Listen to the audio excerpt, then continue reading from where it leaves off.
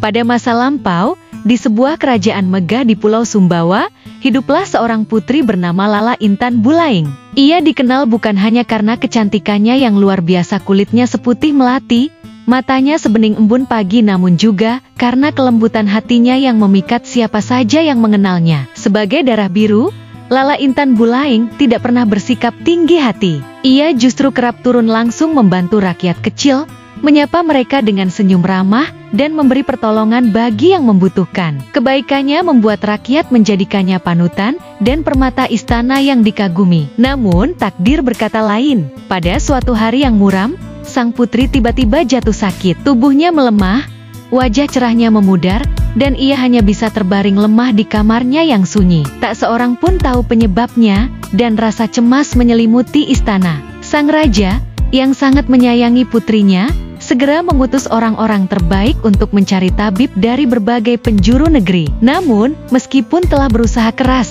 tidak ada satupun yang mampu menyembuhkan penyakit misterius sang putri. Diliputi rasa putus asa, sang raja akhirnya mengumumkan sebuah sayembara terbuka. Barang siapa yang bisa menyembuhkan Lala Intan Bulaing akan diberi hadiah istimewa.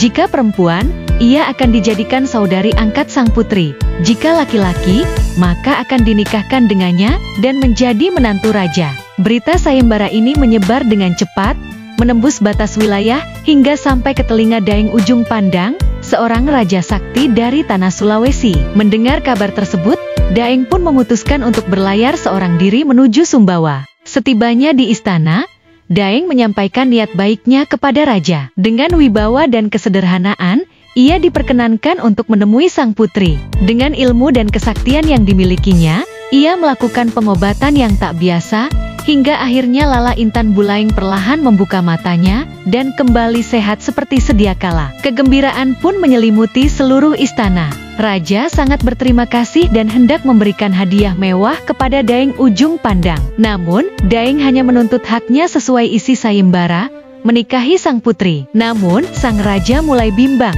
Ia memandangi Daeng yang sudah tampak menua dan merasa tak tega menyerahkan putrinya yang masih muda dan cantik untuk menikah dengan pria yang jauh lebih tua. Ia pun menolak permintaan Daeng dan menawarkan harta kekayaan sebagai gantinya. Penolakan itu membuat hati Daeng Ujung Pandang terluka. Ia merasa janji kerajaan telah diingkari, dan seorang raja seharusnya menepati ucapannya. Dengan kecewa, ia menolak semua hadiah dan memilih kembali ke negerinya tanpa membawa apa-apa. Di tepi tanjung tempat kapalnya berlabuh, Daeng naik ke geladak dan memandang Pulau Sumbawa untuk terakhir kalinya. Di kejauhan, Lala Intan Bulaing berdiri memandangi kapal yang mulai menjauh. Hatinya dipenuhi rasa bersalah dan kesedihan mendalam. Mengingat Daeng adalah orang yang telah menyelamatkan nyawanya, sang putri pun berlari menyusuri tanjung, berusaha mengejar. Namun, kapal itu telah meninggalkan pantai, melaju perlahan di cakrawala. Dari kejauhan, mata Lala menangkap kilau cahaya. Di atas kapal, Daeng Ujung Pandang seakan berubah menjadi pemuda tampan dengan sinar wajah yang memukau. Putri pun menangis, menyesali keputusan ayahnya yang telah memutuskan sesuatu tanpa bertanya pada hatinya. Tangisnya pecah seiring langkahnya yang semakin cepat. Dalam keputusasaan, Lala kehilangan kendali dan jatuh ke laut. Ombak pun menelan tubuhnya yang mungil, dan ia tak pernah muncul kembali. Sejak saat itu, masyarakat setempat mengenang peristiwa memilukan itu dengan memberi nama Tanjung Menangis, tempat di mana air mata seorang putri bercampur dengan ombak karena cinta dan penyesalan yang tak tersampaikan.